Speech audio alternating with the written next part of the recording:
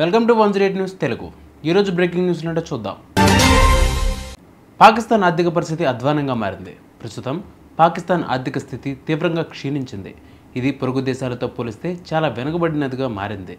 CIA నివేదిక ప్రకారం పాకిస్తాన్కు భారత్పై భయం పుట్టుకుంది.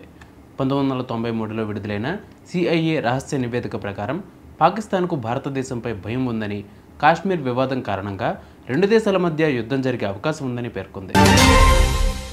వరుణ్ తేజ్ మరియు లావణ్య త్రిపాఠి తల్లిదండ్రులు కాబోతున్నారనే వార్తలు హల్చల్ అవుతున్నాయి. టాలీవుడ్ యంగ్ హీరో వరుణ్ తేజ్ మరియు నటి లావణ్య త్రిపాఠి తల్లిదండ్రులు కాబోతున్నారంటూ సోషల్ మీడియాలో ప్రచారం జరుగుతుంది. ఇది ఎంతవరకు నిజమన్నది వారు చెప్పేదాకా తెలియదు. శ్రీ విష్ణు కన్నప్ప టీంకు క్షమాపణ చెప్పారు. టాలీవుడ్ యువ నటుడు శ్రీ విష్ణు తన తాజా సినిమా టీజర్ ద్వారా అనుకోకుండా వివాదాల్లోకి చిక్కుకున్నాడు.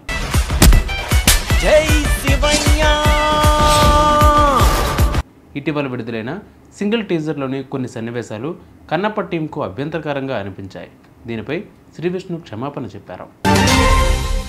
సిగ్నీ ఎనర్జీ గిగా ఫ్యాక్టరీ ప్రారంభమైంది. హైదరాబాద్లోని సిగ్నీ ఎనర్జీ ఐఐటి మద్రాసులో ప్రారంభమైన సంస్థ నగరంలో కొత్త గిగా ఫ్యాక్టరీని ప్రారంభించింది. ఈ ఫ్యాక్టరీలో లిథియం అయాన్ బ్యాటరీలు తయారు చేయబడతాయి. ఇది స్థానిక పరిశ్రమలకు మరియు విద్యుత్ నిల్వ సామర్థ్యానికి మద్దతు ఇస్తుంది. ఓస్మాన్ సాగర్ హిమాయత్ సాగర్ బఫర్ జోన్లో అక్రమ నిర్మాణాలపై హైకోర్టు చర్య తీసుకుంది. తెలంగాణ హైకోర్టు ఓస్మాన్ సాగర్ మరియు హిమాయత్ నగర్ బఫర్ జోన్లో జరుగుతున్న అక్రమ నిర్మాణాలపై పబ్లిక్ ఇంట్రెస్ట్ లిటిగేషన్ను స్వీకరించింది. కోర్టు రాష్ట్ర ప్రభుత్వానికి నోటీసులు జారీ చేసింది. ఖమ్మంలో విద్యుత్ షాక్తో వ్యక్తి మృతి. తెలంగాణ రాష్ట్రం ఖమ్మం జిల్లాలో 33 ఏళ్ల వ్యక్తి విద్యుత్ షాక్తో మరణించాడు. ఈ ఘటనపై పోలీసులు కేసు నమోదు చేసి దర్యాప్తు చేస్తున్నారు.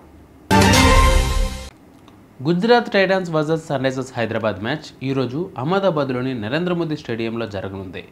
ఈ జట్ల మధ్య 51వ మ్యాచ్ జరగనుంది. ప్లే ఆఫ్ అవకాశాలను బలోపేతం చేసుకోవాలని రెండు జట్లు లక్ష్యంగా పెట్టుకున్నాయి. ఇక చెన్నై సూపర్ కింగ్స్ విషయానికి వస్తే ప్లే ఆఫ్ రేస్ నుండి బయటకు తోసేశారు. సన్ రైజర్స్ హైదరాబాద్ జట్టుతో జరిగిన మ్యాచ్లో ఓటమి అనంతరం చెన్నై సూపర్ కింగ్స్ జట్టు IPL 2025 ప్లే ఆఫ్ రేస్ నుండి బయటకు తోసేశారు.